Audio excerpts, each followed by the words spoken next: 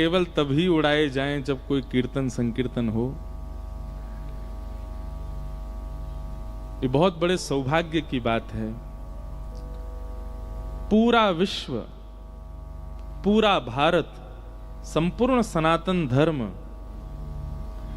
इस वक्त प्रयागराज कुंभ में त्रिवेणी स्नान कर रहा है।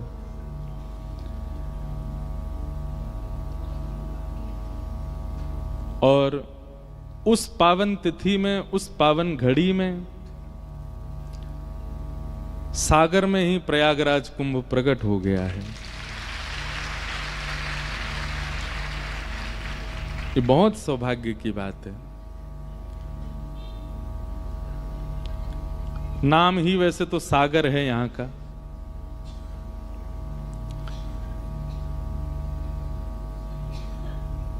वास्तव में कुंभ का मतलब क्या है?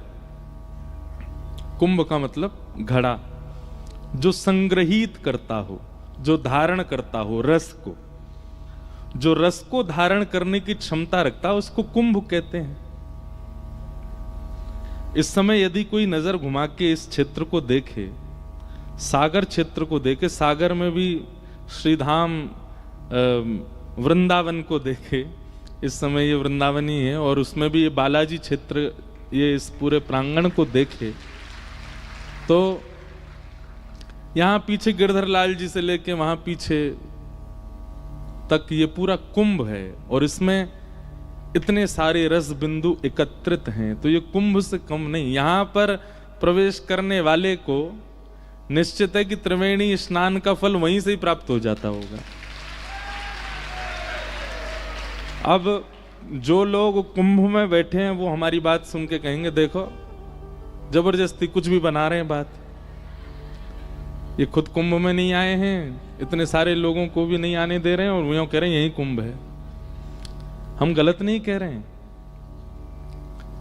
यहां पर संत जन भी विराजमान है, सबको बारंबार प्रणाम करते हैं। बहुत ध्यानपूर्वक सुनिएगा। श्रीमद् भागवत में वर्णन है कि श्री सुखदेव जी महाराज परीक्षित को जब कथा सुना रहे थे, तब देवता अमृत कलश लेकर के आए कथा में, और उस अमृत कलश को देखकर के श्री सुखदेव जी महाराज कहते हैं,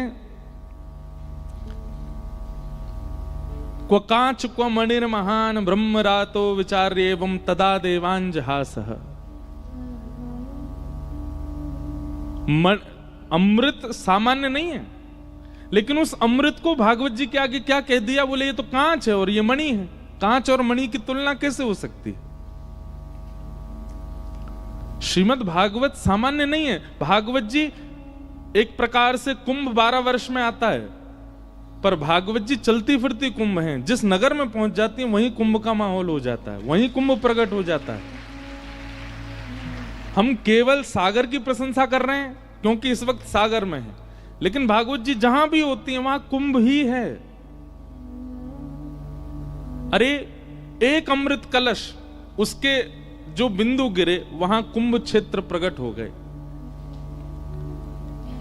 ऐसे कोटि कोटि अमृत कलश वारी जाते हैं भागवत जी के ऊपर, कोटि कोटि अमृत कलश, तब भी भागवत जी की महिमा अति श्रेष्ठ है। ऐसे कुंभ को भी पवित्र करने के लिए भागवत की कथाएं होती हैं। बड़े बड़े व्यास पूरे भारतवर्ष के कुंभ में जाते हैं, कथाएं करते हैं, ताकि वह अमृत बिंदु, वह अमृत कलश, वह कुंभ क्षेत्र और पवित्र हो जाए। तो ये कुंभ ही है। 7 दिन तक आज जिन्होंने प्रवेश कर लिया है पंडाल में, 7 दिन तक नियमित रूप से कथा सुनिएगा। और बड़ी पावन तिथियां हैं। कल मौनी अमावस्या थी, आज से ये कथा का ये अपने आप ही तिथि बन गई है। ये कोई तिथि हमने पंचांग में देख करके नहीं नियोजित की है, ये अपने आप ही ऐसी तिथि बन गई है। 2 तारीख को वसंत पंचमी, और संभवतः आज 30 तारीख है, 30, 31, 1, 2, और 2 तारीख को ही कृष्ण जन्मोत्सव है कथा में। और वसंत पंचमी को हमारे श्री लाल जी को और वृंदावन में सब ठाकुरों को प्रथम बार गुलाल लगाया जाता है। वसंत पंचमी से हमारे यहाँ होली शुरू हो जाती है। सागर वारे 2 तारीख ते बच के रहियो हम ते। कहीं पता चली फेंटा में हम गुलाल लिए घूम रहे हों, क्योंकि हमारे ब्रजमंडल की तो 40 दिन की होली होती है। वसंत पंचमी से प्रारंभ होती है और पूरी होली चलती है कब तक? बिल्कुल रंग एकादशी तक। और वसंत पंचमी से हमारे ठाकुर जी गर्म वस्त्र धीरे धीरे कम कर देते हैं पहनना। तो ऐसी वसंत पंचमी भी पड़ेगी और वो भी कृष्ण जन्म वाले दिन पड़ेगी, खूब आनंद आएगा। अब उस दिन हम अपने लाल जी को, अब वो तो जैन जी के यहाँ विराज रहे हैं कक्ष में, वहीं उनको गुलाल लगाया जाएगा, एक वसंत का छोटा उत्सव किया जाएगा। और इतनी संख्या के बीच में हमारे लाल जी एक दिन पधारेंगे कथा में भी, गोवर्धन उत्सव वाले वसंत पंचमी के अगले दिन लाल जी भी आएंगे। लेकिन भैया कहीं हमारी बात सुन के वसंत पंचमी वाले दिन कोई श्रोता गुलाल मत ले आना कथा में। पता चली कि महाराज यही होली है गई, सबन में एक दूसरे पर रंग डरगो। आए थे सब लोग श्रोता बन के, गए सब लोग भूत बन के, ऐसी नहीं हो जाए। तो ये भी देखो अपने आप ही वसंत पंचमी का क्रम कथा में अपने आप आ गया। हमसे बहुत सारे हमारे जो हमसे प्रेम करने वाले कई संत जन महाजन हैं, सब लोग बड़े नाराज हो गए, तुम कुंभ में क्यों नहीं आ रहे हो? तो हमने पहले ही कथाओं का सब क्रम निश्चित कर दिया था, कैसे आए? सब लोगों को बोल चुके हैं। फिर भी बहुत लोगों ने कहा, तो हमने एक बार जैन जी के पास संदेश भिजवाया कि कथा का समय थोड़ा आगे कर लें या पीछे कर लें, ये समय कुंभ में चले जाएं। आपने कोई ऐसा नहीं, हमको बिल्कुल स्वच्छंद रखा, आपकी जैसी इच्छा महाराज जी, आप जैसा आपको ठीक लगे। पर फिर ये योजना बनी गई कि नहीं चलो सागर में कथा होगी। और हम प्रयास में ऐसे हैं कि 5 तारीख को जिस दिन विश्राम है कथा का, उस दिन कथा सुबह के सत्र में करेंगे और दोपहर में फिर यहाँ से हम कुंभ क्षेत्र, क्योंकि एक ही दिन है हमारे पास 6 तारीख, 7 से फिर हिमाचल में कथा है। तो 5 को दोपहर में जाके कुंभ में आप सब लोगों की तरफ से डुबकी लगाएंगे हम, यहाँ सब सागर वासियों की ओर से। लेकिन इसको बिल्कुल भी इस प्रकार से मत आंक लीजिएगा कि क्या तो फिर ये 7 दिन हम लोग कुंभ नहीं है, ये कुंभ ही है, प्रत्येक दिन कुंभ है। तो ये एक सूक्ष्म कुंभ जैसा प्रकट हो गया है अद्भुत सागर में। और उसमें भी कुंभ क्षेत्र में आपको पता है सब जाते हैं, सारे तीर्थ आते हैं प्रयागराज में, क्योंकि वो तीर्थों के राजा हैं। तीर्थों का राजा कौन है? प्रयाग। तीर्थों के गुरु कौन है? पुष्कर। कौन है? याद रखिएगा, तीर्थों के राजा प्रयाग, तीर्थों के गुरु पुष्कर, और तीर्थों के प्रधानमंत्री काशी विश्वनाथ, बनारस, वाराणसी। तो ऐसा प्रसंग आता है, बहुत प्रसिद्ध प्रसंग है कि सारे तीर्थ जाते हैं कुंभ में, प्रयागराज में। इस समय ऐसा कोई तीर्थ नहीं होगा भारत का जहां का व्यक्ति प्रयागराज में ना हो। लेकिन एक बार प्रयागराज थोड़े से व्याकुल हो गए और व्याकुल होकर भगवान के पास गए और ठाकुर जी से जाके बोले, नाथ आपने मुझे तीर्थों का राजा बनाया, सारे तीर्थ आते हैं, सब मुझको प्रणाम करने के लिए 12 वर्ष में एक बार आते हैं, छोटा सा वृंदावन नहीं आता। क्यों नहीं आता? सारे तीर्थ आते हैं, आपका वृंदावन क्यों नहीं आता है? तो ठाकुर जी मुस्कुरा के बोले, भैया तीर्थों का राजा बनाया है, अपने घर का राजा थोड़ी बनाया है तुम। वृंदावन हमारो घर है, वृंदावन नहीं आवे को। प्रयाग को भी वृंदावन जाना पड़ता है प्रणाम करने के लिए। क्यों? क्योंकि वृंदावन ठाकुर जी को घर है भैया, वृंदावन सामान्य नहीं है। लेकिन फिर भी हमारे वृंदावन के कई बड़े बड़े व्यास, बड़े बड़े संत सब प्रयाग, पूज्य पिताजी महाराज भी इस समय प्रयाग में ही कथा कर रहे हैं। तो सब जाते हैं, परंतु वह वृंदावन जो प्रयाग में भी नहीं जाते, वो सागर आए हैं, सागर में आए हैं। इसलिए सागर के सौभाग्य हैं। कि ये 7 दिन के लिए हमारे जैन जी ने, उनके पूरे परिवार ने, और विशेष रूप से तो देखिए आप सब लोग, माने ना माने, हमको बहुत ज्यादा प्रशंसा नहीं करनी है, पर जो आपकी धर्म पत्नी है अनुश्री जी, ये बिल्कुल वात्सल्य मूर्ति हैं। इन्हीं के कारण ही ये कथा का क्रम यहां बन पाया। भगवान करे कि जो भी, जिनका भी अभी ब्याह नहीं हुआ, उनको ऐसी ही स्वभाव वाली गृहिणी प्राप्त हो। देखिए, हम अपनी कथा में एक बात कहते हैं, संसार में प्रचलित बात क्या होती है? पत्नी वो श्रेष्ठ, सुंदर हो देखने में। पत्नी वो श्रेष्ठ, भोजन अच्छा बनाना जानती हो। पत्नी वो श्रेष्ठ, माता पिता की बहुत सेवा करती हो। पत्नी वो श्रेष्ठ, जो बालकों को कुछ उज्जवल भविष्य प्रदान करती हो। पत्नी वो श्रेष्ठ, जो घर के सब लोगों का ध्यान रखती हो। पर हमारी दृष्टि में पूछें तो पत्नी वो श्रेष्ठ, जो पति सहित संपूर्ण परिवार को कृष्ण भक्ति में लगा दे, वो पत्नी श्रेष्ठ है। और इन्होंने तो केवल परिवार नहीं, पूरे सागर को ही लगा दिया है, सब कोई ठाकुर जी से जोड़ रही हैं। तो हम ठाकुर जी से प्रार्थना करेंगे कि भैया जो भी कुंवारे बैठे हैं उनको ऐसी स्वभाव वाली ही गृहिणी मिले, जिसके आने से वृंदावन प्रिय लगने लग जाए, जिसके आने से हमारी किशोरी जी प्रिय लगने लग जाएं, जिसके आने से वृंदावन के ब्रजवासी प्रिय लगने लग जाएं। ऐसी गृहिणी सबके जीवन में आवे, क्योंकि हमारा भी ब्याह नहीं हुआ है। तो सब लोगों के सहित ये भाव हम भागवत जी से निवेदित करते हैं। तो आप सब लोग खूब आनंद से यहाँ पधारे हैं। सागर में पहले भी हमारा एक बार आना हुआ है, यहीं पर पूज्य श्री मलुकपीठ वाले महाराज जी की कथा थी और इसी मैदान में थी, यहीं आए थे। तभी शायद हनुमान जी ने हमको देख लिया होगा टेढ़ी नजर से, बोले ये ब्यास बढ़िया है, इसको बुलाना है। और अब ये कृपा हुई। सागर से कई बार निकलना हुआ है रात्रि में, कभी हम दमोह आ चुके हैं, जबलपुर भी आ चुके हैं, आसपास के क्षेत्रों में तो आना हुआ है। तो कई बार गाड़ी से निकलना होता था कथा पूरी करके, तो सागर रात में निकलते थे सागर से। तो जो वो एक तालाब है यहाँ सरोवर, उसके ऊपर से जो मार्ग जाता है, वहाँ बढ़िया रात में 1-2 बजे ऐसी बढ़िया लाइट जलती रहती हैं। तो देख करके मैं पूछता था, मैंने कि कौन सी जगह भाई, ऐसा लगता है कोई बहुत सुंदर घाट, कोई नदी बह रही है, इतनी सुंदरता इस नगर की दिखती है। बोले महाराज जी सागर है, ये नदी नहीं है, ये तालाब है, ये सरोवर है।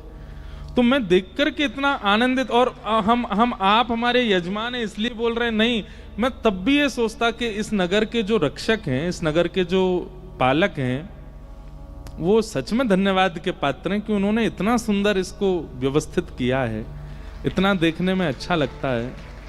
गत वर्ष भी शिवरात्रि पर बागेश्वर धाम में कथा करके मुझे भोपाल ही जाना था, तो मैं इसी मार्ग से निकला।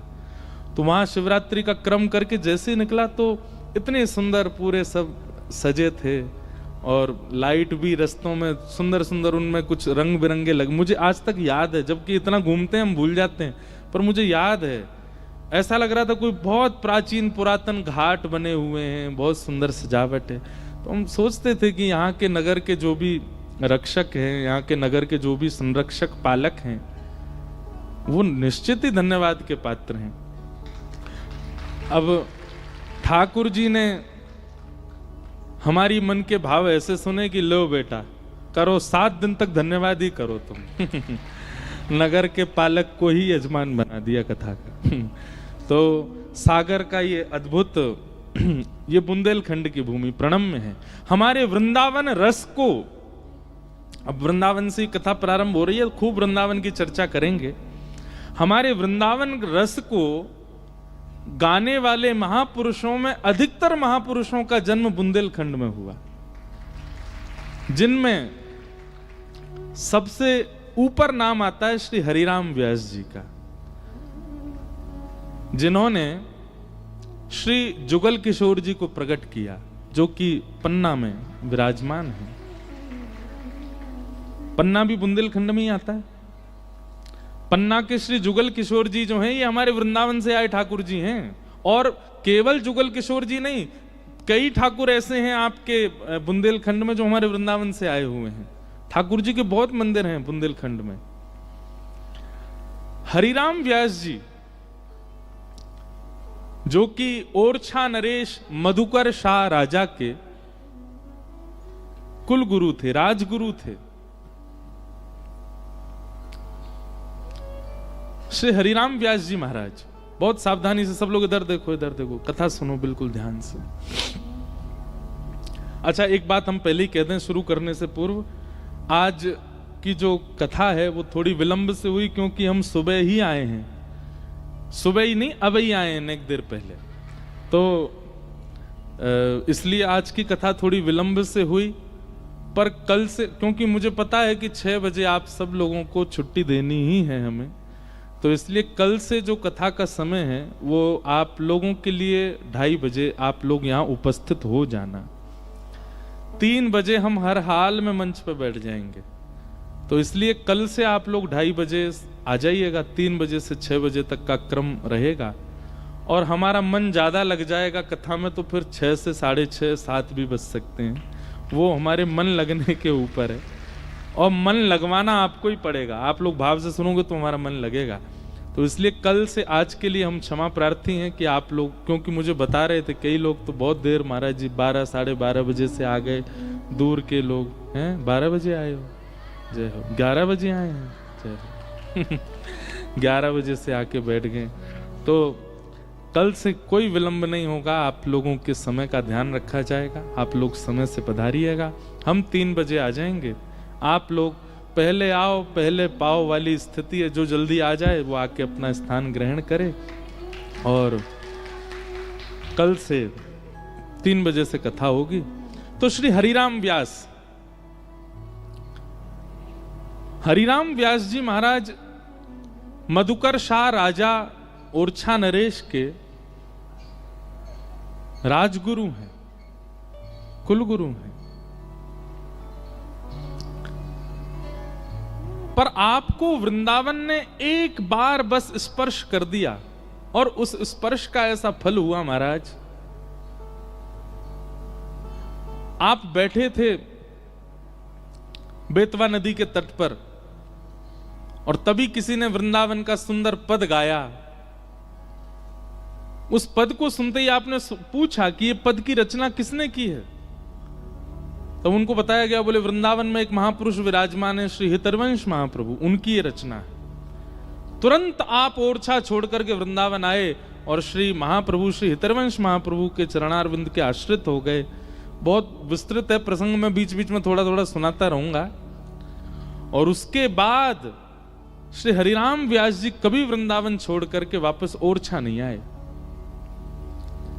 और वृंदावन जाकर के ऐसा रस गाया, ऐसा वर्णन किया वृंदावन का श्री हरिराम व्यास जी ने, यहीं बुंदेलखंड की भूमि से।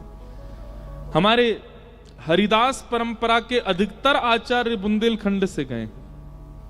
हमारे रामानंदी परंपरा के अधिकतर आचार्य बुंदेलखंड से पधारे।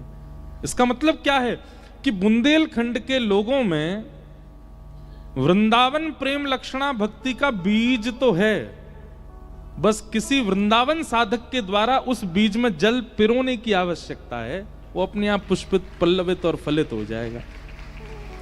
हमारे वृंदावन से प्रेम करने वाले पंजाब के लोग हैं, हिमाचल के लोग हैं, उत्तराखंड के लोग हैं, महाराष्ट्र के लोग हैं, राजस्थान के लोग हैं, पर वृंदावन को पूर्ण रूपेण धारण करने वाले अधिकतर बुंदेलखंड के। इसलिए जैन जी मुझे कह रहे थे कि महाराज जी हम तो पता नहीं कैसे वृंदावन गए, बिहारी जी को देख करके मैं भी रोता रहा, हमारी गृहिणी के भी नेत्र सजल हो गए। ये आपकी स्थिति इसलिए है क्योंकि जिस भूमि का जल आप पी रहे हैं, यहाँ के जल का कोई तो संबंध हमारे वृंदावन से है।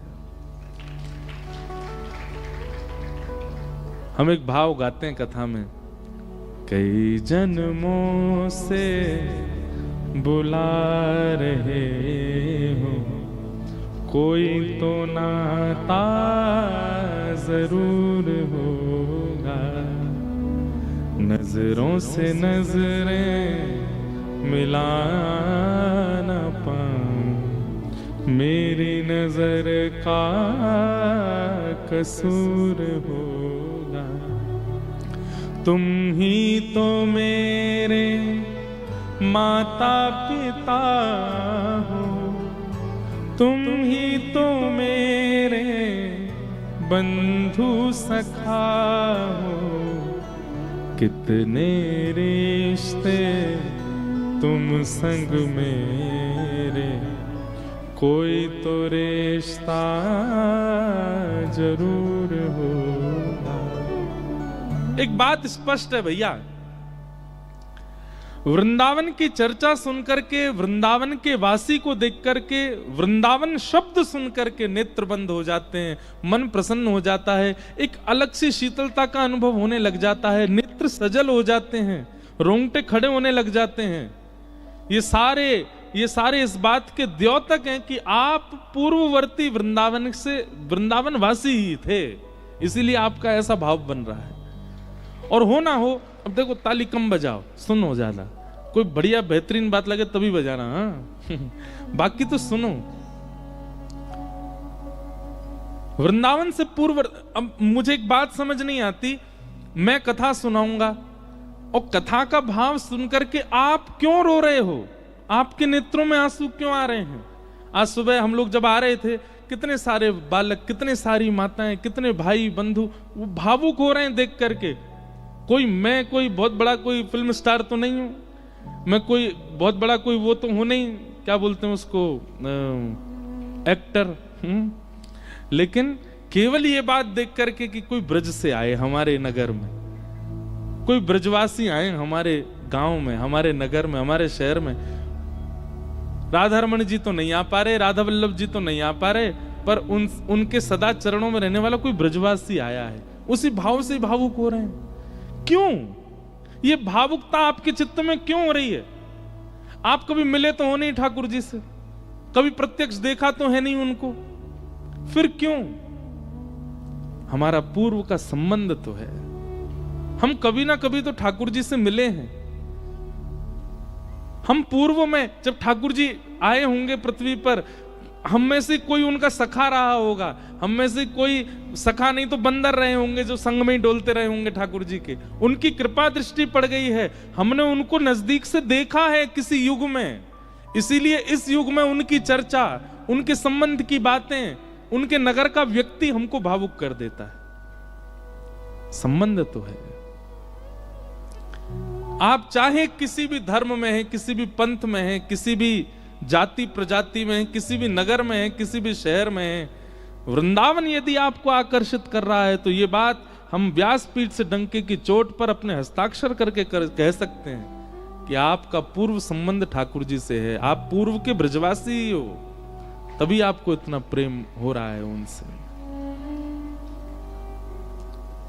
और उसमें भी मध्य प्रदेश, क्या ही कहें इस प्रदेश के लिए। तो यहां की पुरातन संस्कृति अद्भुत, यहां के ग्रामीण क्षेत्र के लोग, शहरी क्षेत्र के लोगों की मानसिकता अच्छी, यहां के लोगों की विचारधाराएं इतनी शुद्ध पवित्र, यहां का भोजन शुद्ध पवित्र, यहां के गांव, यहां की नदियां, यहां के पहाड़, यहां के जंगल सुंदर शुद्ध पवित्र। तो निश्चित है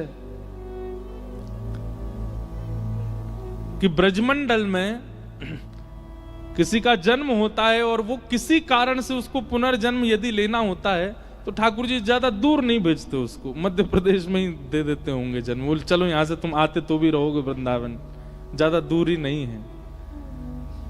बहुत अद्भुत है मध्य प्रदेश, यहाँ की संस्कृति, यहाँ के लोग, यहाँ के लोगों की मानसिकता, विचारधारा। जितना पुरातन संस्कृति का पालन हमारे मध्य प्रदेश ने किया है, शायद और प्रदेश तो आधुनिकता की ओर भाग रहे हैं, पर मध्य प्रदेश आज भी अपनी आधुनिक संस्कृति, अपनी पुरातन प्राचीन संस्कृति को आज भी बचाए हुए है। जितना पुराना कर्म, जैसे कि हैंडलूम के काम हो, पुरानी कलाकृतियां हों, पुरानी चीजों से किसी चीज को निर्माण करना, वो जितना मध्य प्रदेश में उतना अन्य जगह नहीं दिखता है। तो ऐसी मध्य प्रदेश की भूमि, उसमें भी मध्यस्थ ये सागर, मुझे बहुत प्रसन्नता है आज यहाँ आकर के।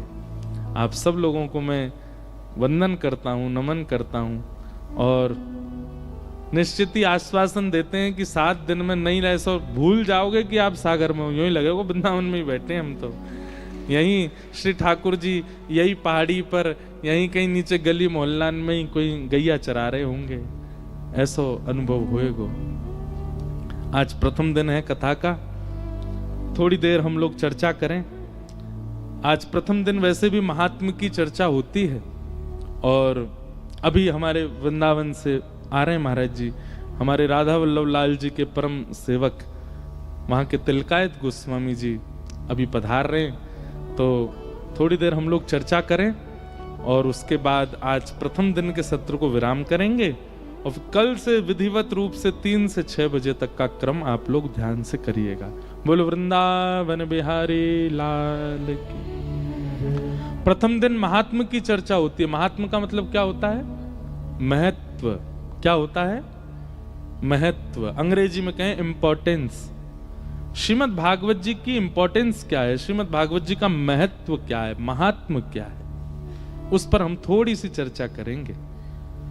सच्चिदानंद रूपाय विश्वोत्पत्त्यादि हेतवे तापत्रय विनाशाय श्री कृष्णाय वयं नमः। भागवत जी के महात्म का पहला श्लोक है। ठाकुर जी के 3 रूप बताए गए हैं, सत्य, चैतन्य और आनंद। कितने रूप हैं? 3। आप कहेंगे जो 24 रूप हैं वो क्या है? फिर 24 अवतार, 10 अवतार, ये सब क्या है? अनंत अवतार। देखिए, जाकी रही भावना जैसी, प्रभु मूरत देखी तिन तैसी। भावना के रूप में ठाकुर जी के अवतार बहुत सारे होते हैं। मुझे तो कभी कभी लगता है कि हम ठाकुर जी को कैसे देखते हैं? ठाकुर जी की आंख है, नाक है, कान है, मुंह है, होठ है, जीभ है, हाथ हैं, पैर हैं। पर गैया ठाकुर जी को कभी कभी अपने रूप में भी दिखती होगी। उसको लगता होगा ठाकुर जी मेरे जैसे ही होंगे। भैंस को लगता होगा ठाकुर जी मेरे जैसे होंगे। टाइगर को लगता होगा, बाघ को ठाकुर जी मेरे जैसे होंगे। चैंटी को लगता होगा ठाकुर जी मेरे जैसे होंगे। और आप विश्वास मानिए, ये लगता ही नहीं है, उनके लिए ठाकुर जी वैसे ही हैं। इसलिए ठाकुर जी के अवतार 24, 11 या कुछ क्रम नहीं है उनका, अनंत हैं ठाकुर जी। जिसकी जैसी भावना उसके वैसे ठाकुर जी हैं। लेकिन चाहे वो चेंटी के ठाकुर जी हों, चाहे वो हाथी के ठाकुर जी हों, चाहे वो मानव के ठाकुर जी हों, सब ठाकुर जियों के रूप 3 ही हैं, सत्य, चैतन्य और आनंद। स्वरूप अनेक हो सकते हैं ठाकुर जी के, पर अनेक स्वरूप वाले ठाकुर जी के रूप 3 ही हैं, सत्य, चैतन्य और आनंद। अच्छा, एक बात बताएं, सत्य, चैतन्य और आनंद, इन तीनों ठाकुरों के आपने और मैंने सबने दर्शन किया है। कैसे? देखना, ठाकुर जी का सत्य स्वरूप कौन सा है? जिस रूप के सन्मुख आते ही आपका सिर हिलने लग जाता हो, हाँ जी, हाँ जी, हाँ जी। जिस स्वरूप के सन्मुख आते ही नेत्र बंद हो जाते हो, जिस स्वरूप के सन्मुख आते ही मुख पर प्रसन्नता आ जाती है, वो ठाकुर जी का सत्य स्वरूप। और वो सत्य स्वरूप क्या है? भागवत की कथा। ये कथा ठाकुर जी का सत्य स्वरूप है। सुनो, बात सुनो पहले। यहां पर ठाकुर जी का देवालय नहीं है, मंदिर नहीं है। ये पंडाल परसों तरसों से बनना शुरू होगा, उससे पहले खाली मैदान, यहाँ पे बालक बच्चे छक्के मार रहे होंगे, क्रिकेट खेल रहे होंगे। लेकिन आज अचानक से यहां पर एक स्वरूप प्रकट हुआ, जिस स्वरूप को आप सुन करके सिर भी हिला रहे हो, नेत्र भी बंद कर रहे हो, चित्त में अत्यंत शीतलता का अनुभव कर रहे हो। आपको यहाँ देवालय नहीं है, यहाँ पर कोई मंदिर नहीं है, यहाँ पर कोई जप अनुष्ठान आदि कुछ ऐसा विशेष पहले हुआ नहीं। मंदिर क्षेत्र तो है, पर फिर भी इस प्रांगण में अभी अचानक से शब्दों से ही हमको सुख की अनुभूति हो रही है। इसका मतलब ये क्या है? ये सत्य भगवान है। श्रीमद् भागवत का प्रत्येक शब्द सत्य भगवान। आप एक भी बात अगले 7 दिनों तक ऐसी नहीं सुनेंगे जिस पर आपका गर्दन ऐसे हो, सब पे ऐसे ही होगा। सारी बातों पर आप ऐसे ही करोगे, हर बात को सुन के आप प्रसन्न हो जाओगे। तो ये कौन है? ये ठाकुर जी का सत्य स्वरूप है। दूसरे चैतन्य, ठाकुर जी का चैतन्य स्वरूप कौन है? भागवत जी में एक श्लोक आता है, वाणी गुणानुकथने श्रवणौ कथायां हस्तौ च कर्मसु मनस्तव पादयोर्नः स्मृत्यां शिरस्तव निवास जगत् प्रणामे दृष्टि सतां दर्शनेस्तु भवत्तनूना। बहुत ध्यान पूर्वक सुनो। श्रीमद् भागवत के 10वें स्कंद में कुबेर के पुत्र नलकूवर और मणिग्रीव ने यह स्तुति गाई भगवान की। और इस स्तुति में वो क्या कह रहे हैं? अब पूरी स्तुति का अर्थ तो बड़ा है, मैं अंतिम बात का अर्थ बता दूं। दृष्टि सताम दर्शनेस्तु भवत्तनूनाम। नलकूवर मणिग्रीव कहते हैं, ठाकुर जी हम हर रोज प्रत्यक्ष आपको नहीं देख सकते, पर आपके प्रति अपना जीवन समर्पित करने वाले कथा वक्ता, आपके प्रति जीवन समर्पित करने वाले वैष्णव, आपके प्रति जीवन अर्पित करने वाले संत महापुरुष विद्वान, ये कोई व्यक्ति विशेष नहीं है। भवत्तनु नाम, ये आपके तनु यानी कि पुत्र और आप ही हैं। अगर हम किसी महापुरुष का दर्शन करते हैं, किसी वैष्णव का दर्शन करते हैं, किसी विद्वान का दर्शन करते हैं, किसी वैष्णव भाव युक्त व्यक्ति का दर्शन करते हैं, उस समय यदि हमारे प्रणाम करते समय पूर्ण ये भावना आ जाए कि नहीं साक्षात भगवान ही है, उनके अंश ही हैं, तो प्रणाम में वही फल प्राप्त होगा। भवत्तनु नाम। तो सत्य स्वरूप भगवान का हो गया कथा, चैतन्य स्वरूप हो गया ठाकुर जी के सब संत जन, महत जन, वैष्णव जन, भक्त जन, ब्रजवासी जन। और अंतिम स्वरूप है ठाकुर जी का आनंद। आनंद क्या है?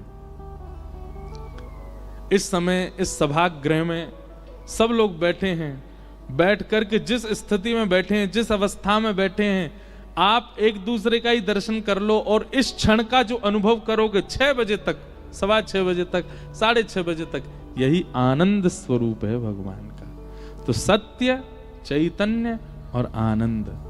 सत्य कौन है? कथा। चैतन्य कौन है? ठाकुर जी के महत जन, वैष्णव जन, संत जन, ब्रजवासी जन, अयोध्यावासी जन, द्वारिकावासी जन, जगन्नाथपुरी वासी जन, किसी भी तीर्थ धाम के निवासी जन, उनका दर्शन भी भगवान के दर्शन के समान है।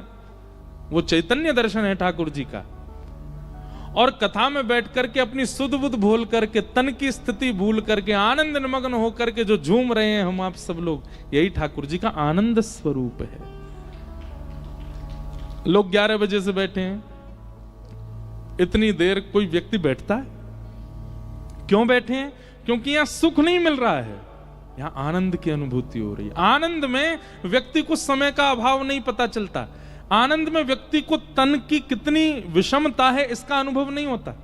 अब हम यहां कथा कल से 3 बजे बैठेंगे, 6-7 बजे तक बैठे रहेंगे, पामन में दर्द नहीं होता है? होता है, पर आनंद की अनुभूति होने लग जाती है और आनंद की अनुभूति से फिर वो दर्द भूल जाते हैं, तन की स्थिति चली जाती है।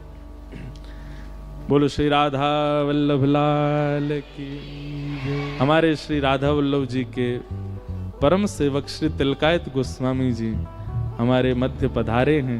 पूज्य श्री मोहित महाराज जी महाराज, एक बार सब लोग पूज्य महाराज जी को वंदन करें। बोलो राधा वल्लभ लाल की जय। जय राधा वल्लभ हित हरि वंश।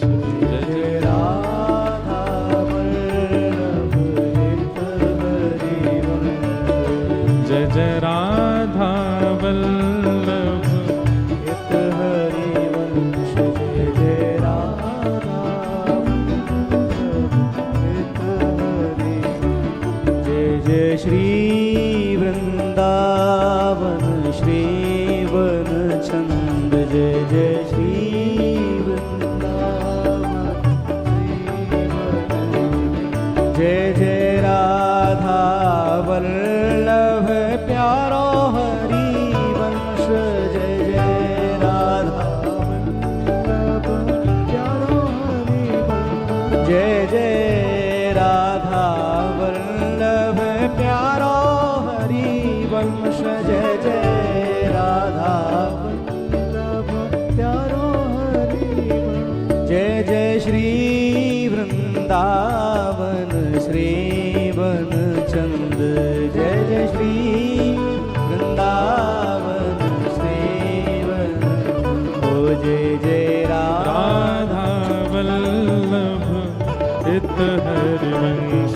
जय जय राधा वल्लभ हित हरि। जय जय श्री वृंदावन श्री वन चंद। जय श्री। करताल बजा के गाओ। प्यारो राधा वल्लभ प्यारो हरि वंश। प्यारो राधा वल्लभ हित हरि वंश। प्यारो राधा वल्लभ प्यारो हरि वंश। प्यारो राधा वल्लभ प्यारो हरि वंश। जय जय श्री वृंदावन श्री वन चंद। जय जय जय श्री वृंदावन श्री वन चंद। जय जय श्री वृंदावन श्री वन चंद। जय जय श्री वृंदावन श्री वन चंद। ओ जय जय राधा वल्लभ हित हरि वंश।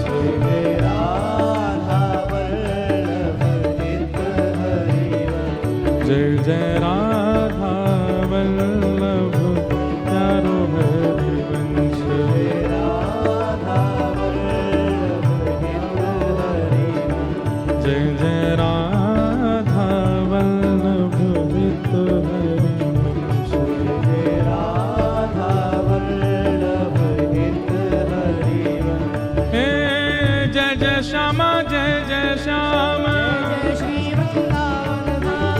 जय जय श्यामा जय जय श्याम।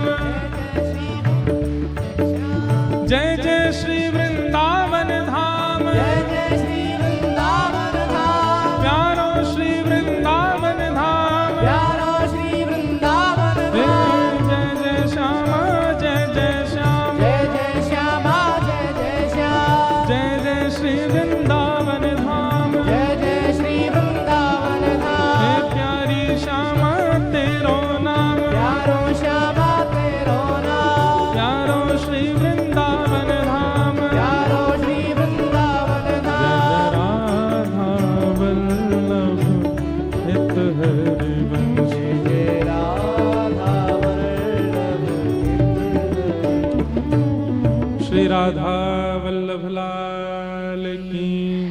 श्री हितरवंश महाप्रभु की।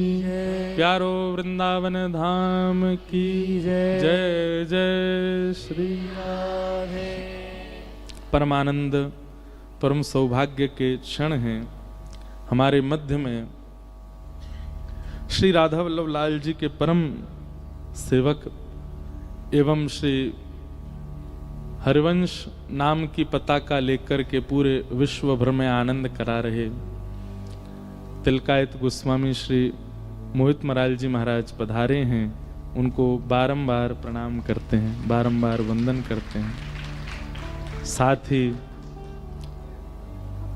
हमारे बड़े भैया जी भी पधारे हैं और माता जी बहन जी सब आए हैं, सबको बारंबार वंदन करते हैं। पूरा वृंदावन ही आयो है, सब वृंदावन ही आए हैं। और देखो अब अभी मुझे कुछ अनुभव हो रहा था।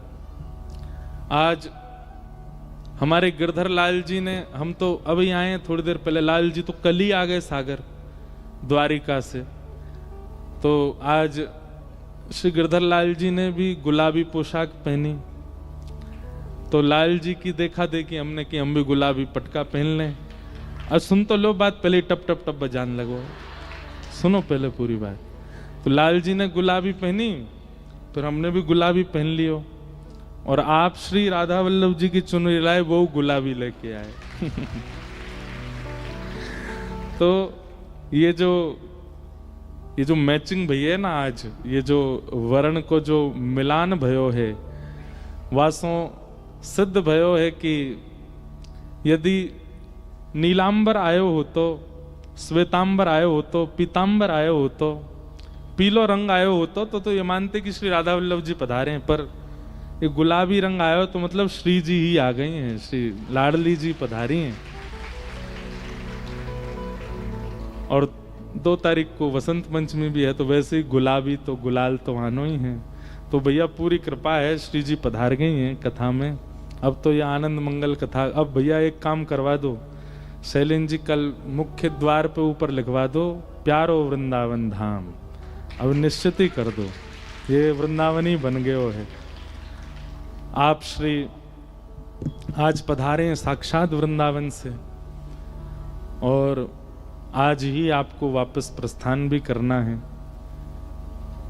इतना क्रम कोई व्यक्ति, और विशेष रूप से ब्रजवासी, ये उन्हीं के लिए करते हैं जब किसी के प्रति बहुत प्रेम हो। नहीं तो इतनी व्यस्तता में कौन ऐसे आवे इतने थोड़े समय के लिए। पर फिर भी आप आए हैं तो निश्चित ही सागर वासियों के प्रति श्री लाडली जी का बहुत प्रेम है, तभी आप आ पाए हैं। आपका बहुत बहुत अभिनंदन, बहुत बहुत स्वागत, बहुत बहुत वंदन। हम तो पूज्य मलुक पीठ वाले महाराज जी की कथा हुई थी वृंदावन में दिसंबर में, दास की कुटिया पे। तब महाराज जी के संग राधा वल्लभ जी गए थे, तभी महाराज जी से मिलना हुआ, और आपसे मिलके हम निकले हैं वृंदावन से। तब से अब तक वृंदावन ही नहीं गए, तो वृंदावन की याद खूब आ रही। कब जाएंगे? अब हम होली पे ही जाएंगे। तो वहां से पहले आप यहाँ आ गए तो यूं लगो जैसे परदेश में अपने नगर की गाड़ी नंबर दिख जाए तो भी मन को बड़ो खुशी है जाए कि भैया ओ देखो हमारे मध्य प्रदेश की गाड़ी घूम रही है, उत्तर प्रदेश में है। तो ये यहाँ का नंबर कोड क्या है? एमपी क्या है यहाँ पे? हैं 15, एमपी 15 में सुबह यूपी 85 आई, हमारे यहाँ की यूपी 85, यूपी 85, और दूसरी आ गई यूपी 85। तो बड़ा अच्छा लग रहा है देख करके, चलो कोई ब्रजवासी आ गए हैं, बहुत सुख मिल रहा है चित्त को। आप श्री पधारे, आपको बारंबार वंदन करें। थोड़ी सी हम चर्चा कर लें महात्मा की, और फिर आपके भाव श्रवण करेंगे, फिर उसके बाद कथा को प्रथम दिन के भाव से विश्राम देंगे। एक बात मेरे मन में आ रही, अभी आप आए तभी। हमारे वृंदावन के 3 ठाकुर बड़े प्रसिद्ध हैं, श्री वृंदावन बिहारी लाल, श्री राधा वल्लभ लाल और श्री राधा रमण लाल। और तीनों वृंदावन के रूप को अलग अलग भांति से विराजमान करें। बहुत ध्यान से सुनना। सबसे पहले श्री वृंदावन बिहारी लाल। वृंदावन व्यक्ति को बुलाने में सबसे पहला अगर किसी का आकर्षण है तो वो श्री बिहारी जी का। व्यक्ति वृंदावन जाएगा सबसे पहले किनको देखने जाते हैं? बिहारी जी को देखने जाते हैं। मतलब व्यक्ति को सबसे पहले वृंदावन बुलाने वाले कौन हैं? श्री बिहारी जी। पहली बार बिहारी जी से ही मिलेगा, चाहे वो हरिवंशी हो, चाहे हरिदासी हो, रामानंदी हो, रामानुजी हो, किसी भी संप्रदाय के हो, सबसे पहले वृंदावन आने का कारण बिहारी जी। तो वृंदावन बुलाने के रूप में श्री बिहारी जी,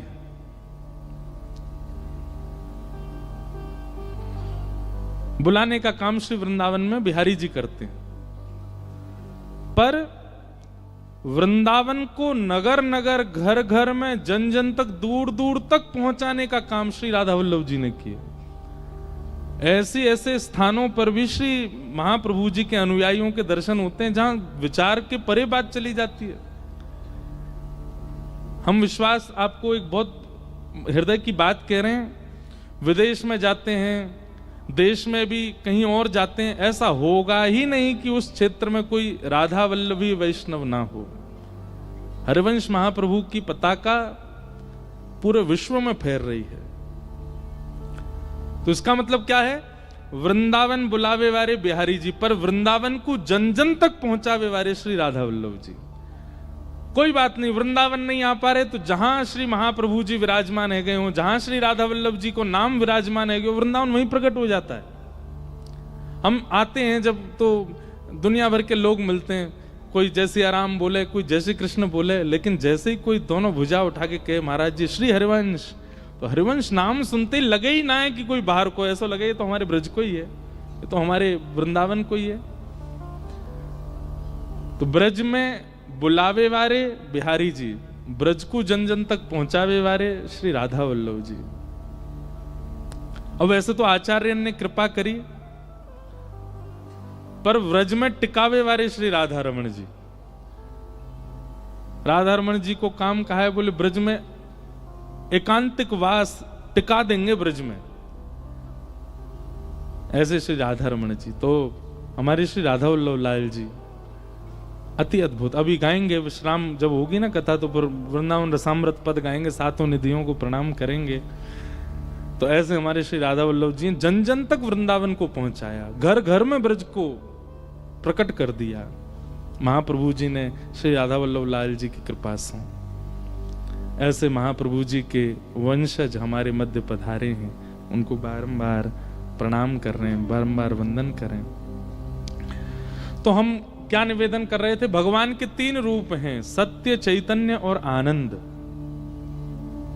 स्वरूप अनेक हैं ठाकुर जी के, कहीं वंशी बजा रहे हैं, कहीं गिरिराज जी उठा रहे हैं, कहीं नाग पे पौड़े हैं, कहीं दोनों भुजा कटी पर रख के खड़े हैं। ठाकुर जी के स्वरूप बहुत सारे हैं, पर रूप तीन हैं, सत्य, चैतन्य और आनंद। और इन तीनों रूपों का दर्शन हमने किया है। कैसे?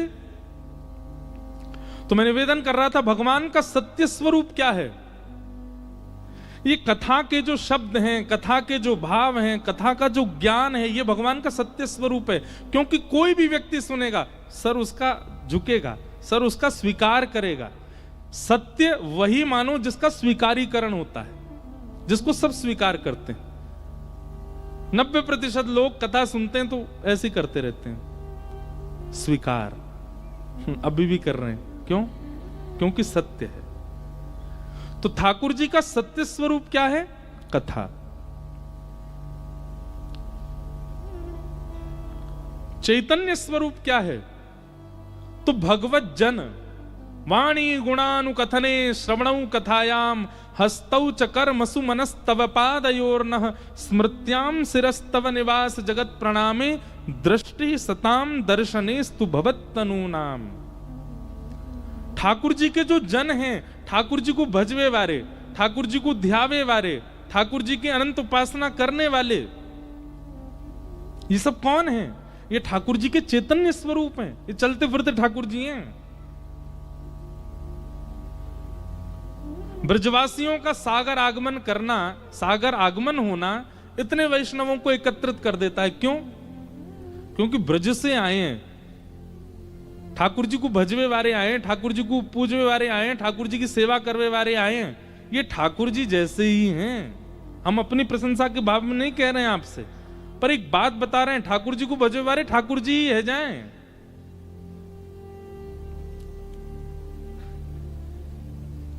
आपने श्री राधा बाबा का नाम सुना है? हमारे भारत के एक अद्भुत संत हुए श्री राधा बाबा महाराज। आप गोरखपुर में विराजते थे। गीता प्रेस गोरखपुर, जहां से सारे ग्रंथ प्रकाशित होते हैं, वहीं आप विराजते थे। प्रसंग तो विस्तृत बताना तो बहुत बड़ा होगा, पर मैं एक भाव बता रहा हूं। तो हमारे श्री राधा बाबा महाराज पूरे दिन दर्शन देते थे। लोग बाग मिलते थे उनसे, वो एक जगह बैठे रहते थे, अपने कभी लेखन का कार्य, कभी प्रवचन का कार्य, कभी कोई कार्य।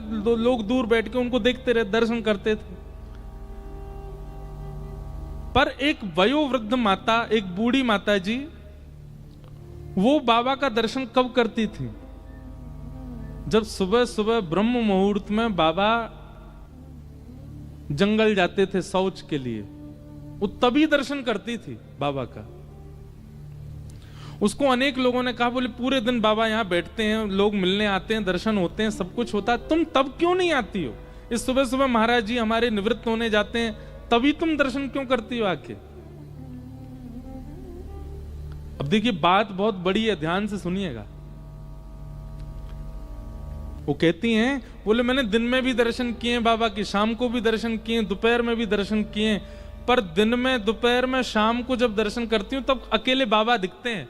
पर ये सुबह सुबह जब ये स्नान ध्यान और निवृत्त होने के लिए जाते हैं ना, तो एक सांवरा सलोना सा लाला इनके पीछे पीछे जाता है, एक बालक इनके पीछे पीछे चलता है।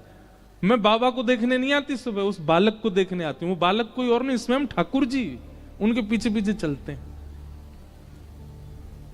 इसका मतलब क्या है? ठाकुर जी को भजवे वारे, ठाकुर जी को ध्यान करवे वारे, ठाकुर जी के निरंतर चिंतन में रहने वाले, उनके स्वरूप में या उनके औरा में, उनके आसपास के वातावरण में ठाकुर जी होते हैं। इसलिए उनका दर्शन ठाकुर जी के दर्शन के समान ही माना जाता है। तो सत्य भागवत जी के श्रवण, ये सत्य स्वरूप है। भगवत प्रेमियों का दर्शन, भगवत जनों का दर्शन, ये चैतन्य दर्शन है। और भगवत जनों का, भगवत कथा का श्रवण दर्शन करने के बाद जो प्रफुल्लता मन में होती है, जो आनंद मन में आता है, यही आनंद स्वरूप का दर्शन। इस समय आप सब लोग बैठे हैं, एक पंडाल के अंदर बैठे हैं, बड़ी प्रसन्न मुद्रा में बैठे हैं। ये प्रसन्नता ही आनंद है, और यही श्री कृष्ण है। हमारे शास्त्र एक बात कहते हैं कि जितनी देर आप सत्संग करते हो, जितनी देर आप कथा श्रवण करते हो, उतनी देर आपकी आयु गिनी नहीं जाती। हमारी आयु हर क्षण काउंट होती है। हम सुबह उठते हैं, वो भी काउंट होता है। हम भोजन नाश्ता करते हैं, वो भी काउंट होता है। स्नान करते हैं, वो भी, उसकी भी गिनती चलती रहती है। जितनी आयु लिखी है उतनी ही जीनी है हमें। पर जब हम सत्संग करते हैं, जब हम कथा श्रवण करते हैं, जब हम कीर्तन करते हैं, जब हम राधा वल्लभ जी का दर्शन करते हैं, जब हम किसी भगवत क्रिया में होते हैं, उस समय हमारी आयु गिनी नहीं जाती। उतनी देर हमारी आयु की गिनती रुक जाती है, मतलब आयु बढ़ती है भगवत कथा, भगवत दर्शन, भगवत स्मरण से। क्यों? क्योंकि उस समय व्यक्ति सुख में नहीं होता, प्रसन्नता में नहीं होता, आनंद में होता है।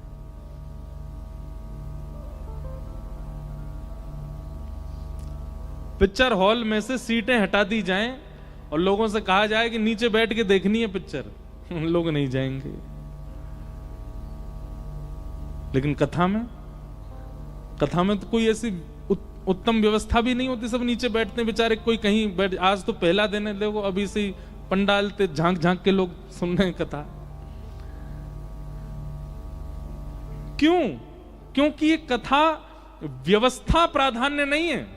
यहां पर तन की व्यवस्था प्रमुख नहीं होती है। यहां पर तन की प्रमुखता है ही नहीं, यहां पर चित्त की प्रमुखता है। और चित्त को यहां सुख नहीं मिलता, आनंद मिलता। वही आनंद श्री कृष्ण है। तो सत्य, चैतन्य और आनंद, ये तीन रूप हैं। तीनों का दर्शन हर दिन व्यक्ति को प्रयास करना चाहिए कि तीनों का दर्शन हो। सत्य मतलब भागवत जी का दर्शन, भागवत जी का पठन। चैतन्य मतलब भगवत जनों का दर्शन, और आनंद मतलब सत्संग का श्रवण, कीर्तन का श्रवण, और उसमें मदमस्त होकर के दोनों भुजा उठा करके नृत्य करना। ये यहां नृत्य करने का मतलब वो संसारी नृत्य नहीं है ये। और एक और बात हम आपसे निवेदन कर दें पहले दिन ही, देखा देखी नृत्य करना भी नहीं है। वो नाच रही हैं, वो नाच रहे हैं, भैया हम भी नाच लें, नहीं। नृत्य कब करना चाहिए? जब तन आपके वश में ही ना रहे, जब धुन सुनकर के, जब नाम सुनकर के, जब संकीर्तन सुनकर के स्थिति ऐसी हो जाए कि अब आपसे रुका नहीं जा रहा है, अब तन की स्थिति परे हो चुकी है। कीर्तन, जहां तन अपनी कीर्ति से ऊपर उठ जाता, उसी को कीर्तन कहते हैं। और तब आपका नृत्य हो, उर्दबाहु हो करके आप नृत्य, वो नृत्य कहलाता है। यहां कोई ठुमका थोड़ी मारने कथा में, मारना भी नहीं, पाप लगेगा। नृत्य करना है, वो भी कब करना है? जब तक आपका मन बुद्धि चित्त बिल्कुल खो ना जाए उसमें, तब तक नृत्य नहीं करना चाहिए। और उसके बाद जब आप नृत्य करोगे ना, आप अपने वश में नहीं रहोगे, अपने आपे से ऊपर निकल जाओगे। ठाकुर जी कहते हैं, वाग गदगदा द्रवते यस्य चित्तम रुदत्य भिक्षणम हसति क्वचिच्च विलज्ज उद्गायत नृत्यते च मदभक्ति युक्तो भुवनम पुनातो। मैं एक प्रसंग सुनाता हूं। मीराबाई नृत्य करती थी, पर मीराबाई का नृत्य कई लोगों को लगता था नाचने वाली आ गई है।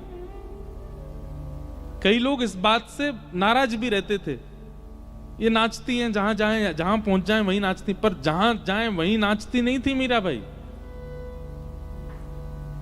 ठाकुर जी का रूप देख करके मीराबाई की स्थिति जब अपने आपे से बाहर हो जाती थी, जब अपने वश में उनका तन नहीं रहता था, तो नृत्य होता था उनसे।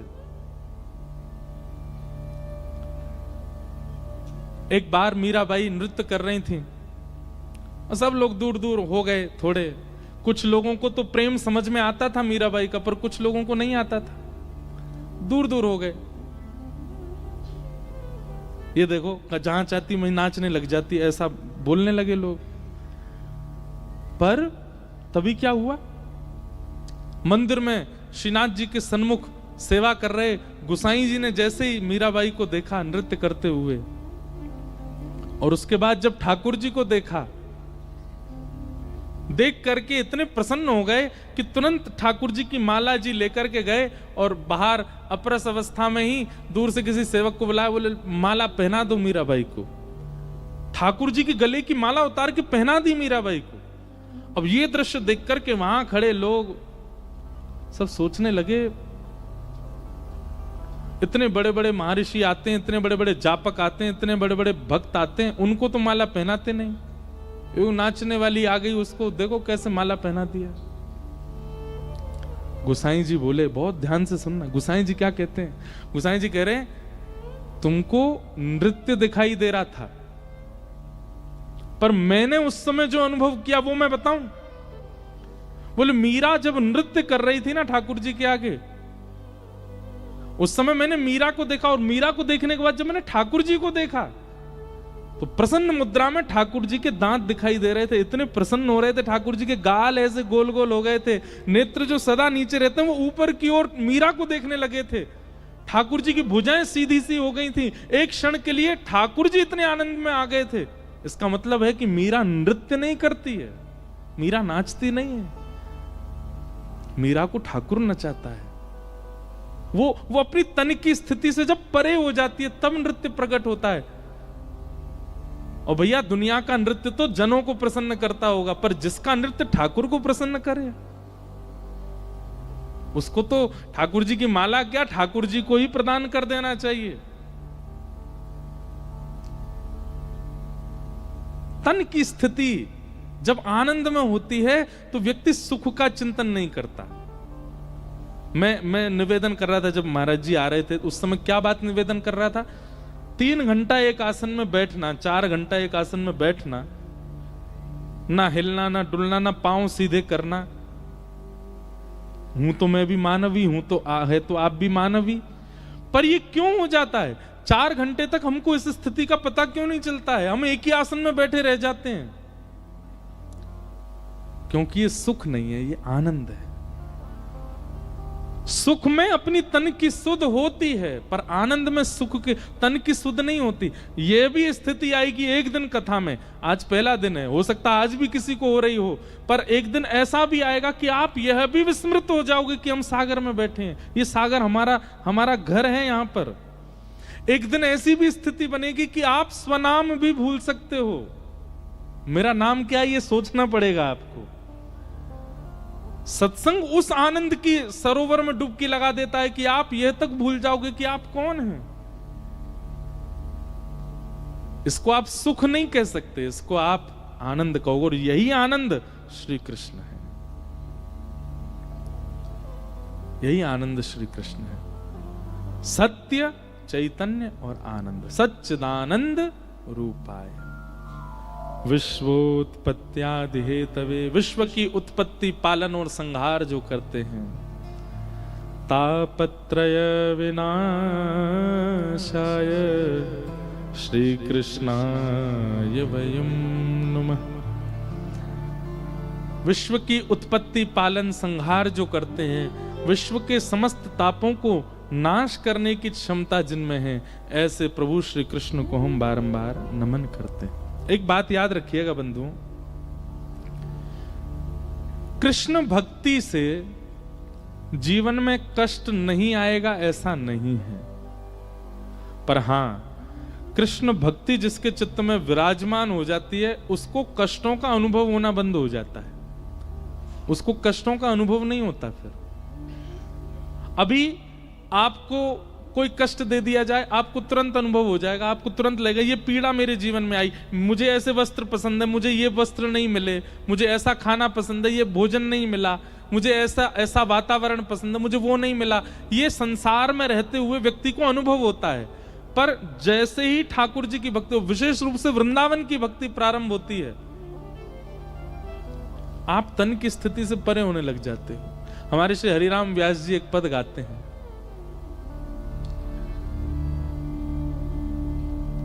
वृंदावन साचो धन भैया, वृंदावन साचो धन भैया, वृंदावन साचो धन भैया, ओ वृंदावन साचो श्री वृंदावन साचो धन भैया, श्री वृंदावन साचो धन भैया। कनक कूट कोटिक लग तजिए, कनक कूट कोटिक लग तजिए, कनक कूट कोटिक लाग तजिए, कनक कूट कोटिक लाग तजिए, भजिए कुंवर कन्हैया, भजिए कुंवर कन्हैया, वृंदावन साचो धन भैया, वृंदावन साचो। हरिराम व्यास जी कहते हैं, कनक कूट कोटिक लग तजिए, भजिए कुंवर कन्हैया। हमारे वृंदावन को भजने वाले एक बात सावधानी से सुन लीजिएगा, अति की मात्रा में जब तक त्याग नहीं आएगा चित्त में, तब तक वृंदावन भज नहीं पाओगे आप। अति की मात्रा में, छोटे मोटे त्याग नहीं, अति की मात्रा में। और यदि आप कुछ त्यागे बिना वृंदावन को भज रहे हो, तो फिर वो दिन दूर नहीं कि वृंदावन सब अपने आप छुड़वा देगा, सब त्याग करवा देगा। या तो त्याग करके वृंदावन भजना पड़ेगा, लेकिन वृंदावन भजने लग जाओ तो वृंदावन त्याग करवा देगा स्वयं ही। ऐसा हो ही नहीं सकता कि सब कुछ है और वृंदावन भी है, नहीं। प्रेम गली अति सांकरी, तामे दो ना समाए, एक ही रहेगा। या तो सब रहेंगे या वृंदावन रहेगा। कनक कूट कोटिक लग तजिए भजिए कुंवर कन्हैया।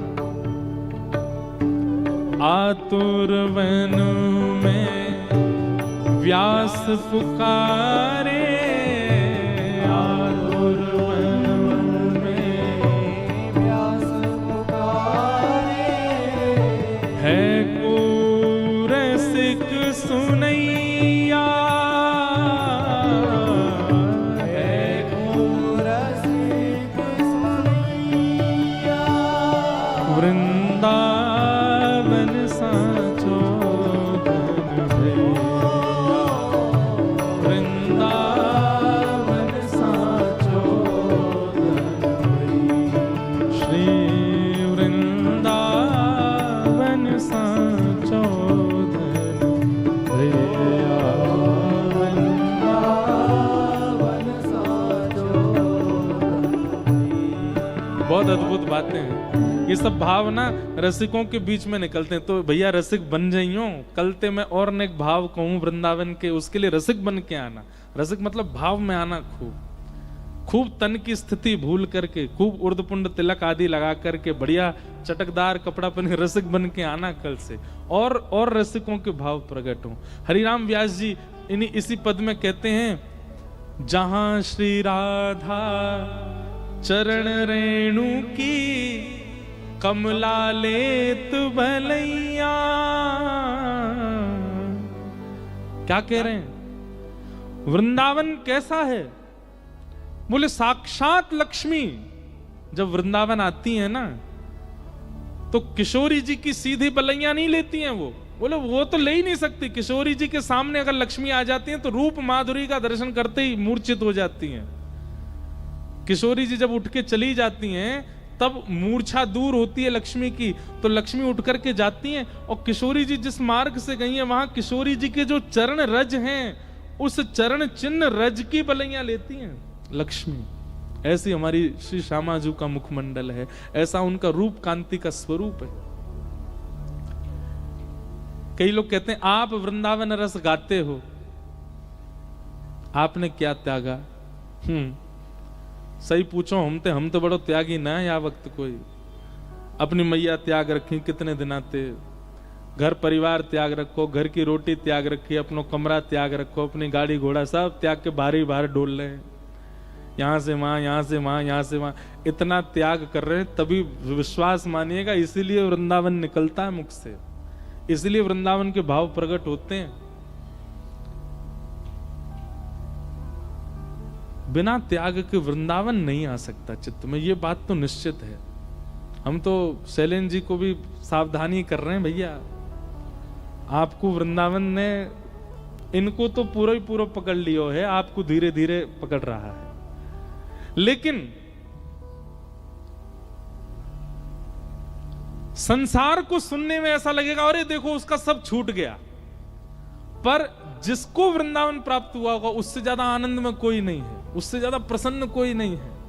वो सब छोड़ने के बाद भी बहुत प्रसन्नता में रहेगा। उससे पूछा जाए कि तुम कैसे, बोले ब्रह्मा को भी इतना सुख नहीं है जितना सुख में मैं हूं, क्योंकि सब छूट गए पर श्यामा श्याम चित्त में आ गए,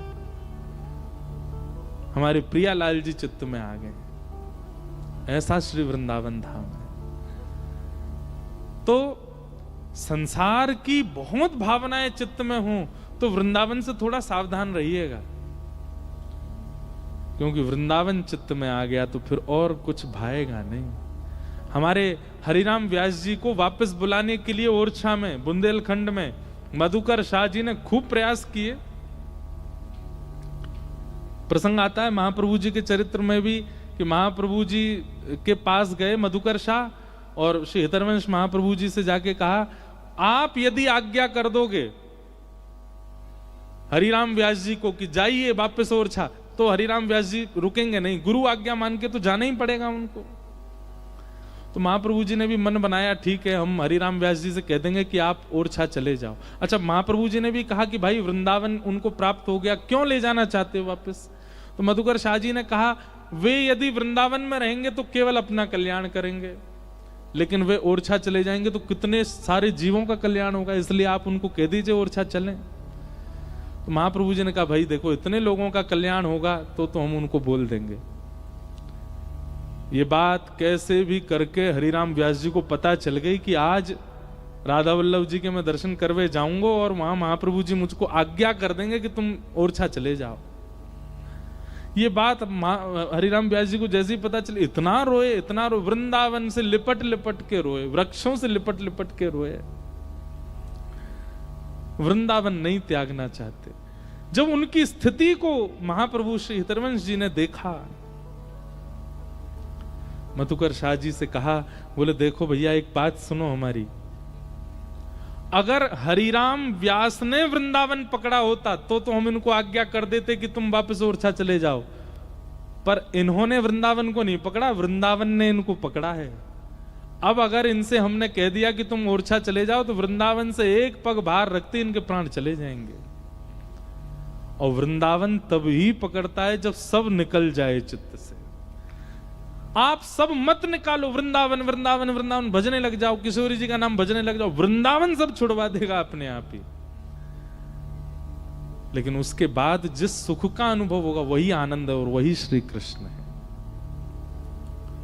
इसलिए भैया वृंदावन तो विलग है, वृंदावन तो अद्भुत है, उसका भाव ही अलग है। ऐसे श्री कृष्ण को हम बारंबार प्रणाम करते हैं। तापत्रय विनाशाय श्री कृष्णाय वयम नमः। महात्म्य में अनेक चर्चाएं आगे की गई हैं, हम थोड़ी सी चर्चा बस पूर्ण कर देते हैं क्योंकि आपको भी प्रस्थान करना है। आज प्रथम दिन महात्म का बस हम पूर्ति कर देते हैं।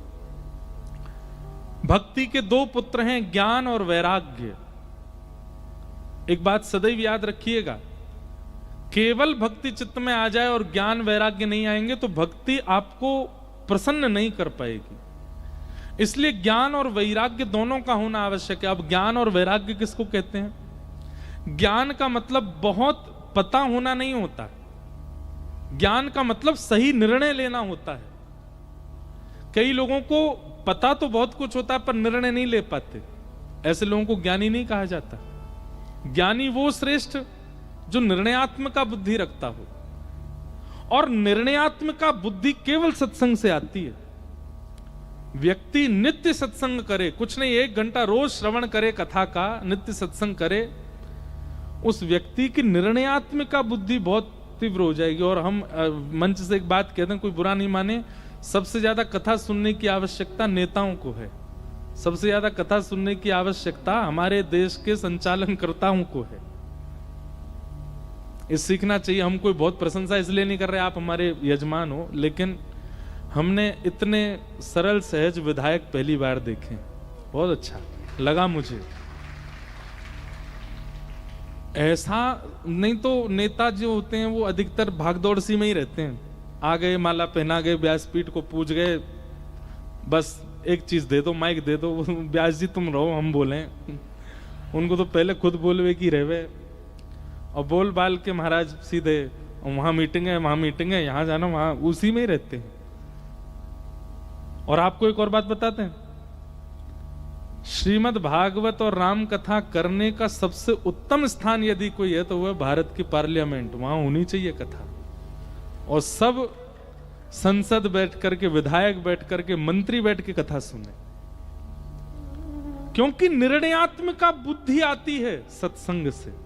और जिसके जीवन में सत्संग का सबसे कम अभाव होगा वो राजा तो बन जाएगा पर निर्णय नहीं ले पाएगा। जैसे रावण, कहीं ना कहीं रावण के काल में अयोध्या से बड़ा शासन था रावण का,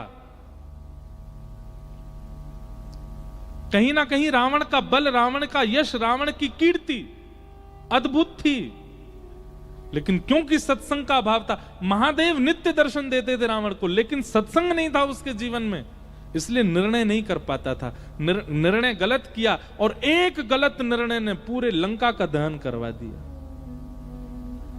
इसलिए राजा को, शासक को, नगर पालक को, नगर रक्षक को सबसे ज्यादा सत्संग की आवश्यकता है, क्योंकि उनको हर समय निर्णय में ही रहना है। और निर्णयात्मक बुद्धि को ही ज्ञान कहते हैं, और वो कथा से ही आएगा, वो सत्संग से ही आएगा। तो भक्ति के पहले पुत्र का नाम क्या है? ज्ञान। भक्ति के दूसरे पुत्र का नाम क्या है? वैराग्य। अब यहां वैराग्य का अर्थ सब छोड़ देना नहीं होता,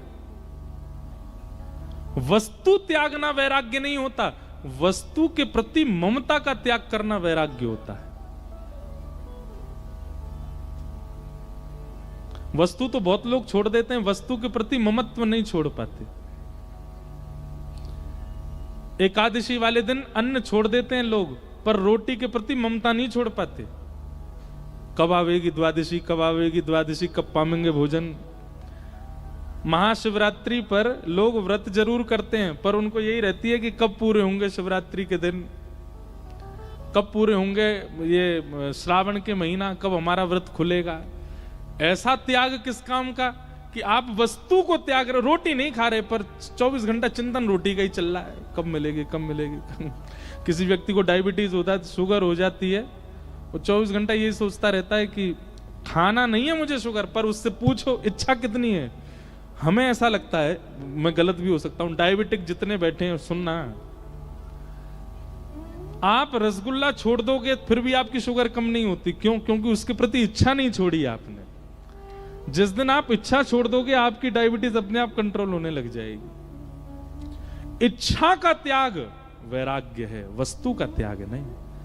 ये दो भक्ति के पुत्र हैं, ये दोनों वृद्ध हो गए थे, इनके युवा करने के लिए भागवत की कथा हुई और दोनों युवा हो गए। भागवत जी का इस प्रकार महात्मा कहा गया। आगे कथा आती है कि धुंधुकारी नाम का एक कुपात्र पुत्र था, उसने गलत कर्म किए, प्रेत बन गया और भागवत की कथा से प्रेत योनि से मुक्त हुआ। इस प्रकार भागवत का महात्मा है। हम आज के महात्मा के सत्र को यहाँ विश्राम देते हैं।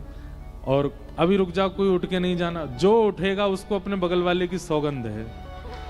अब कोई उठे तो वह पकड़ लियो, ओ भैया मेरी सौगंध लगी तो है। आज हमारे मध्य में वृंदावन से महाराज जी पधारे हैं, प्रथम दिन है कथा का, तो कथा को तो हम यहीं विश्राम देंगे और विशेष चर्चा हम कल 3 बजे से करेंगे। आज के मंगल सत्र को विश्राम दें, उससे पूर्व श्री राधा वल्लभ लाल जी को एक पंक्ति में सब लोग प्रणाम कर लीजिए और फिर महाराज जी का भाव सुन के हम लोग भागवत जी की आरती करेंगे। श्यामा हृदय कमल सो प्रगट्यो, श्यामा हृदय कमल सो प्रगट्यो, श्री राधा हृदय कमल सो प्रगट्यो, हृदय कमल सो प्रगट्यो, श्याम हृदय कुभार, वृंदावन मेरो वृंदावन, करताल बजा के गाओ, हे श्री वृंदावन प्यारो वृंदावन, श्री वृंदावन प्यारो वृंदावन, श्यामा हृदय कमल सो प्रगट्यो, श्यामा हृदय कमल सो प्रगट्यो, और श्याम हृदय कुभार, वृंदावन मेरो वृंदावन, वृंदावन मेरो वृंदावन, हे श्री वृंदावन प्यारो वृंदावन, वृंदावन मेरो वृंदावन, आतुर हित हरिवंश पुकारो, श्री राधा राधा नाम, आतुर हित हरिवंश पुकारो, राधा राधा नाम, हे सघन कुंज यमुना तट आयो, सघन कुंज यमुना तट आयो, मदन टेर वृंदावन आयो, मदन टेर, भुजा उठा के गाओ, ओ प्यारो राधा वल्लभ लाल, वृंदावन प्यारो वृंदावन, वृंदावन प्यारो वृंदावन, हे श्री वृंदावन मेरो वृंदावन, श्री वृंदावन मेरो वृंदावन, सघन कुंज कुंज यमुना तट आयो, सघन कुंज यमुना तट आयो। ओ प्यारो राधा वल्लभ लाल, वृंदावन मेरो वृंदावन, वृंदावन मेरो वृंदावन। हे श्री वृंदावन मेरो वृंदावन, वृंदावन मेरो वृंदावन। ओ जय जय राधा वल्लभ हित हरिवंश, जय राधा वल्लभ हित हरिवंश। ओ जय राधा वल्लभ प्यारो हरिवंश, जय राधा वल्लभ प्यारो हरिवंश। जय जय श्री वृंदावन श्रीवन चंद, जय जय श्री वृंदावन श्रीवन। ओ जय जय राधा वल्लभ प्यारो हरिवंश, जय राधा वल्लभ प्यारो हरिवंश। ओ जय जय राधा वल्लभ मेरो हरिवंश, जय राधा वल्लभ प्यारो हरिवंश। ओ जय जय राधा वल्लभ प्यारो हरिवंश, जय राधा। श्री राधा वल्लभ लाल की। प्यारे राधा वल्लभ लाल जी के आशीर्वाद से कथा को प्रारंभ भयो। अब हम महाराज जी के थोड़े भाव श्रवण कर लें, उसके बाद फिर 2-3 पंक्ति और सुना के फिर कथा विराम कर देंगे। हाँ, आपकी ट्रेन भी है, वापस जाना है, इसलिए हमको तो संकोच हो रहा है कहीं हम विलंब ज्यादा ना कर दें, इसलिए महाराज जी के भाव आप सुन लो और ब्रज के आशीष से कथा का आज का प्रारंभ होगा। सब लोग बिल्कुल शांत चित्त होकर के श्रवण करो और उसके बाद हम आगे के प्रसंग में आरती की ओर बढ़ेंगे। जय श्री कृष्ण।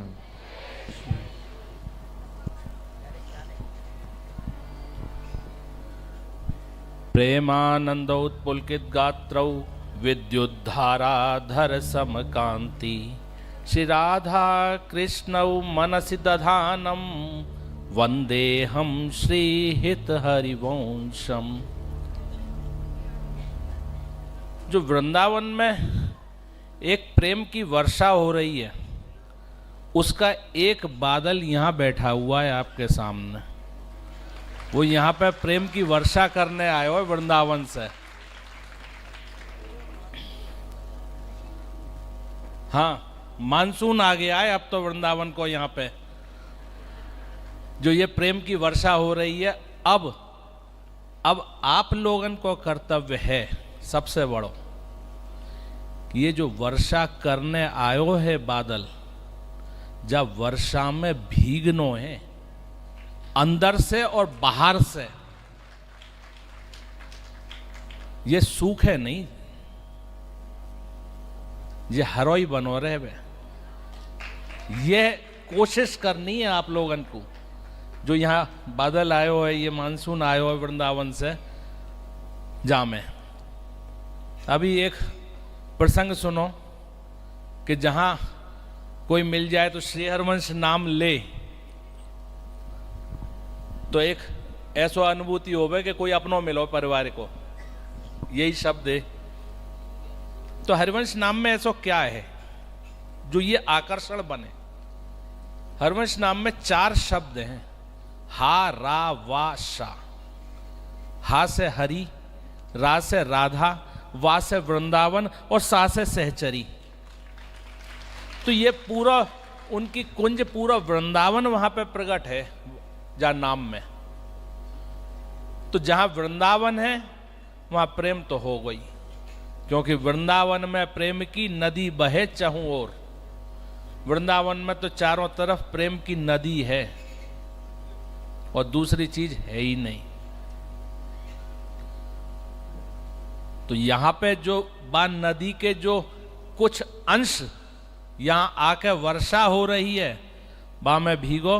बस आप लोगन को यही आशीष है कि ऐसे ही तन से मन से रंगे रहो जब वर्षा के रंग में, प्रेम की वर्षा के रंग में। श्री हरिवंश।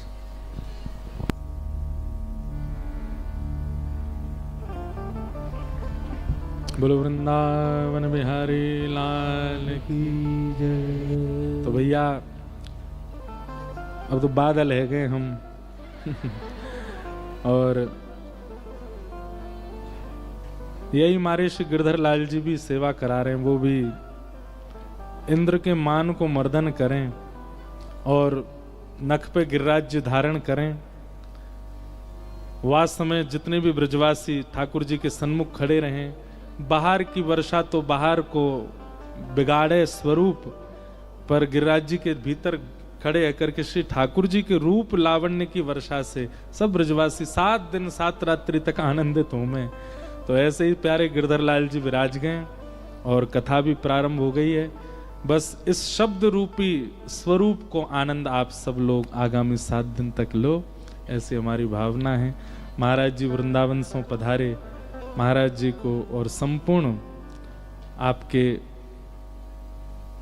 परिकर को, आपके परिवारी जनन को और साथ में पधारी माता जी, भैया जी, सबको हमारो बारंबार प्रणाम है, वंदन है। आप ऐसे ही अनुग्रह करते रहें, साक्षात श्री राधा वल्लभ लाल जी की कृपा हम सब पर बनाए रहें। बोलो राधा वल्लभ लाल की जय। जिनकी कृपा से यह रस प्रगट्यो वृंदावन अभिराम, जिनकी कृपा से यह रस प्रगट्यो वृंदावन अभिराम। सप्त निधिन को ही उजियारो, सप्त निधिन को ही उजियारो, यह आनंद करवावे वारो, यह आनंद करवावे वारो, हम सबको मिलवावे वारो, हम सबको मिलवावे वारो, हे हमारो गिरधर लाल वृंदावन प्यारो वृंदावन, हे श्री वृंदावन मेरो वृंदावन, यह आनंद करवावे वारो, हे हमारो गिरधर लाल वृंदावन मेरो वृंदावन, हे श्री वृंदावन प्यारो वृंदावन, हे श्री वृंदावन मेरो वृंदावन।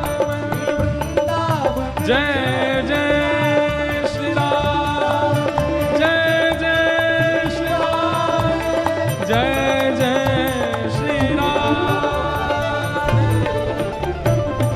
बोलो वृंदावन बिहारी लाल की, श्री राधा वल्लभ लाल की, श्री राधा रमण लाल की, प्यारे गिरधर लाल की, अनंत बलवंत श्री हनुमान जी महाराज की जय। जय श्री पूछरी के लौठा की हुप हुप प्यारे। क्या बात है बंशी वारे। आप सब लोगों को बारंबार प्रणाम। जय श्री कृष्ण। कल पुनः मिलेंगे 2:30 बजे से आप सब लोग आ जाइएगा और फिर उसके बाद कथा का क्रम होगा भागवत जी की आरती के साथ। आज के क्रम को विश्राम। आरती अति पावन पुराण की,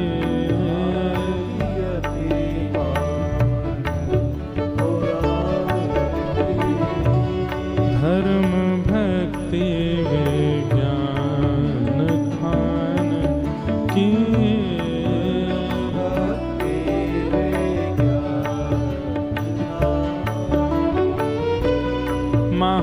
महापुराण भागवत निर्मल,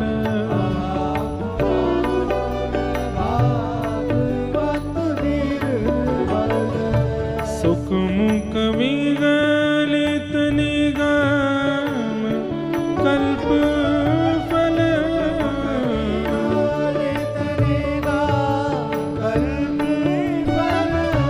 परमानंद सुधारस में लीला रति रस रस निधान की,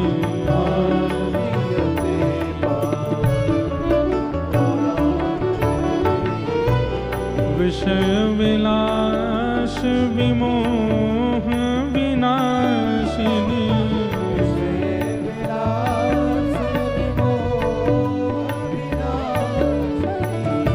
विमल विराग विवेक विकासिनी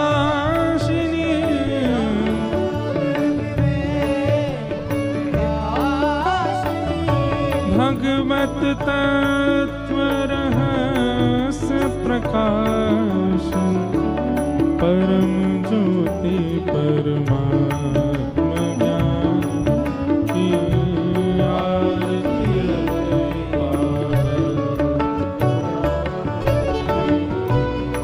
परमहंस मुनि मन उल्लासिनी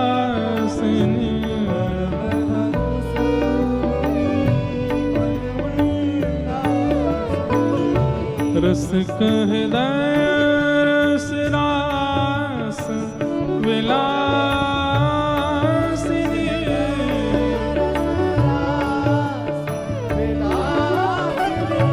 भुक्ति मुक्ति रति प्रेम सुदास कथा